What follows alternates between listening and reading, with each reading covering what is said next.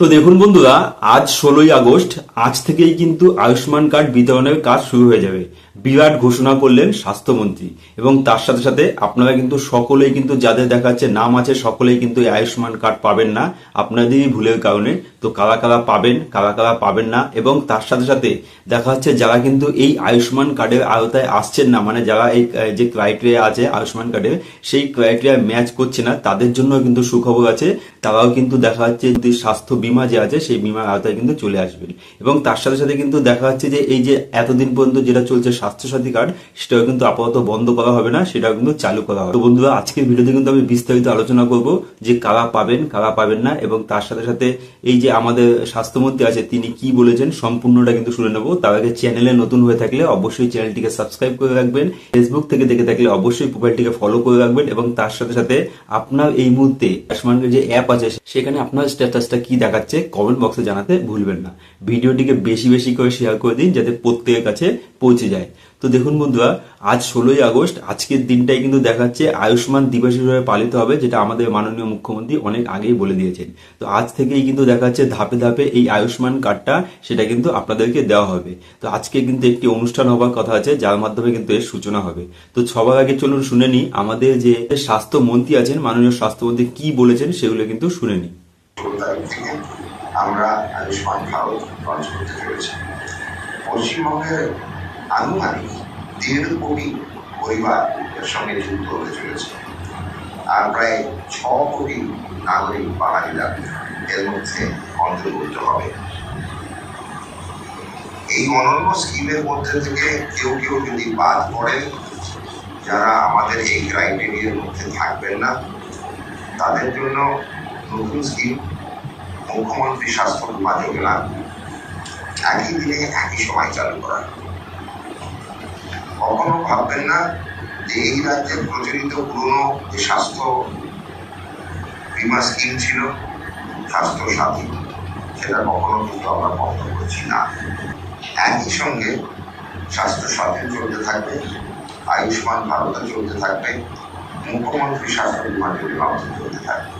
আপনারা কিন্তু শুনলেন যে যারা যারা কিন্তু দেখা যাচ্ছে এই আয়ুষ্মান কার্ডের আওতায় আসছেন না, তাদেরও কিন্তু চিন্তার কোনো কারণ নেই, তাদের জন্য কিন্তু চালু হয়ে যাচ্ছে মুখ্যমন্ত্রীর স্বাস্থ্য বীমা।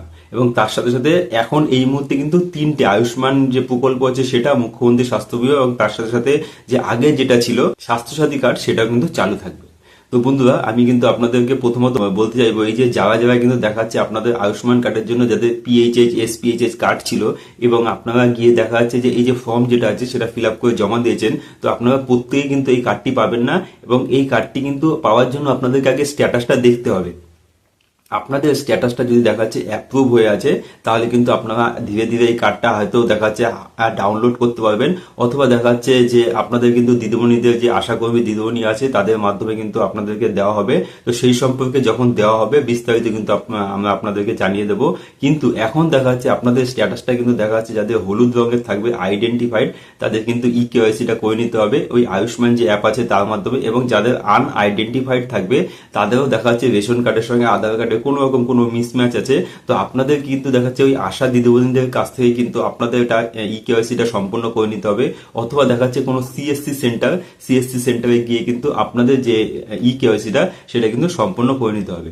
সেটা সম্পূর্ণ হওয়ার পরে কিন্তু আপনারা আপনাদের কার্ডটা পেয়ে যাবেন। আপনারা হয়তো আপনাদের কার্ডটা যে অ্যাপ আছে সেখান থেকে ডাউনলোড করতে পারবেন, অথবা ফিজিক্যালি কিন্তু আপনাদের হাতে পেয়ে যেতে পারেন।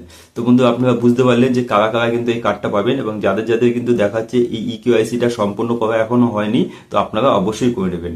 এবং তার সাথে সাথে যেটা আমি আগেই বললাম, যারা কিন্তু এই ক্রাইটেরিয়ার মধ্যে আসছেন না তাদের জন্য কিন্তু সুখবর আছে, তারা কিন্তু পেয়ে যাবেন স্বাস্থ্য বীমা যে প্রকল্প আছে তার আওতায় কিন্তু চলে আসবেন, সেটাও কিন্তু চালু হয়ে যাচ্ছে। তো এই আয়ুষ্মান প্রকল্পের আওতায় যারা আসছেন আপনারা কিন্তু দেখাচ্ছে প্রতি বছর 5 লক্ষ টাকা পর্যন্ত ক্যাশলেস চিকিৎসা কিন্তু করাতে পারবেন, এবং সেটা শুধু পশ্চিমবঙ্গে না সমগ্র ভারতবর্ষে, যার মধ্যে কিন্তু অনেক সরকারি এবং বেসরকারি যে হসপিটাল আছে সেগুলো কিন্তু ইনক্লুড থাকবে।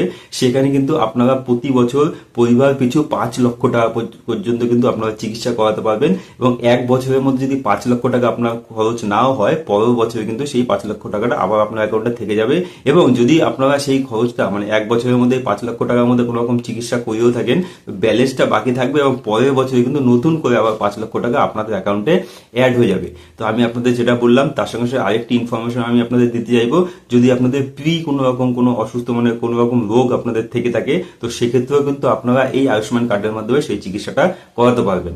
তো বন্ধুরা, আশা করি ভিডিওটা ভালো লাগলো। ভিডিওটা যদি ভালো লাগে অবশ্যই একটি লাইক দিয়ে বেশি বেশি করে শেয়ার করে দেবেন। ধন্যবাদ।